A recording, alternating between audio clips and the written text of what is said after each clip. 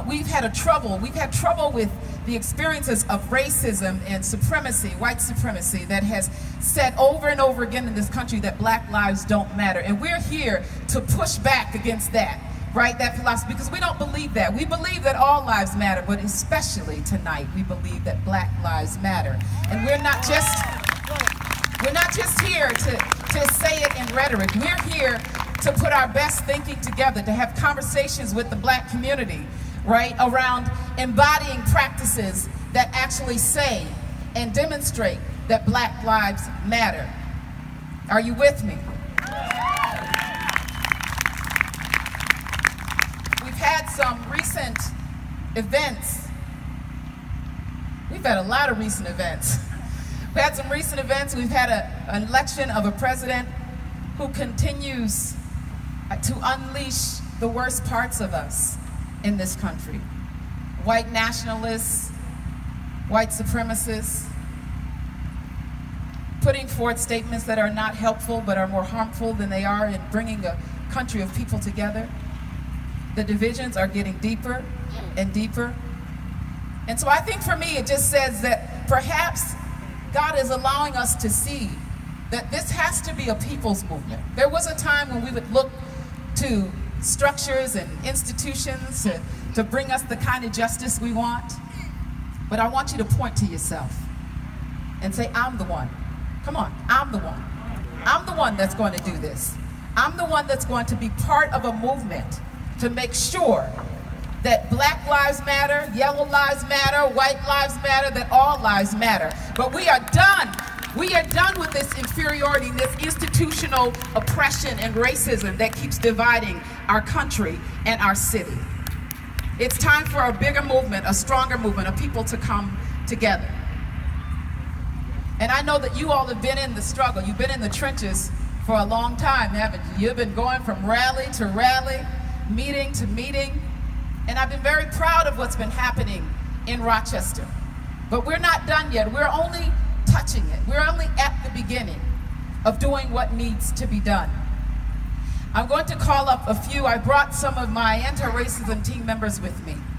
We meet, Spark meets at Spiritus Christi twice a month, the second and fourth Monday of the month, looking at issues of race and oppression in our city and thinking through strategies and ways in which we can be part of ending racism and ending oppression. And recently we took 25 of our parishioners and community members down south to the hub of the history of race in this country. And we looked at the issues of slavery. We went to a slavery museum, a lynching museum. We went to a lot of places. We went to the Equal Justice Initiative, looking and talking with lawyers who work tirelessly to get people of color off of death row who've been wrongfully convicted. We talked to a man, Anthony Hinton, who spoke with us, who spent 30 years in jail, in prison, a black man, 30 years, for a crime he never committed. And you know what was the deepest cut as we listened to his story? Anthony Hinton told us, he said, you know, they came to my house and he was cleaning the yard. He was nowhere around when the white man who was murdered. And when they came to his house and they took him downtown, Anthony Hinton had an alibi that he was at work. But he said the investigators told him, we know you probably didn't do it, but you're going to jail anyway. Do you know why? Because they said the jury is all white, the judge is all white, the prosecutors are all white. And the system, somebody's got to pay for this. And you seem like a really good candidate. 30 years he spent in a room. I don't know, was it 5 by 5 or 10 by 10? It was a small room for 30 years in solitary confinement. As he told his story, for the last 10 of those 30 years, lawyers from Equal Justice fought tirelessly to get him released because the bullet didn't match the gun, They didn't have any evidence on Anthony Hinton, but we have systems in this country that can convict people of color without much evidence at all. That has got to stop. We have got to hold our institutions and our systems more accountable.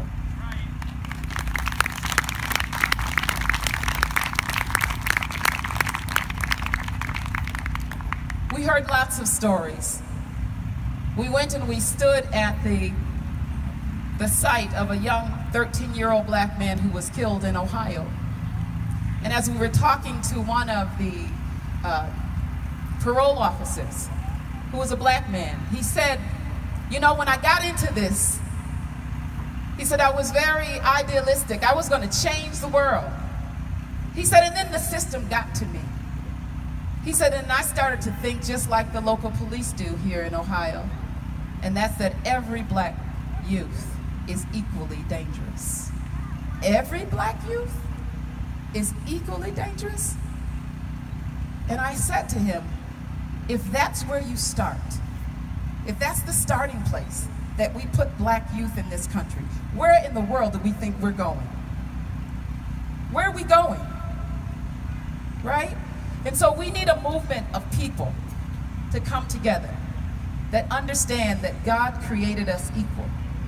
And we're not going to let anybody take that back from us. Anybody.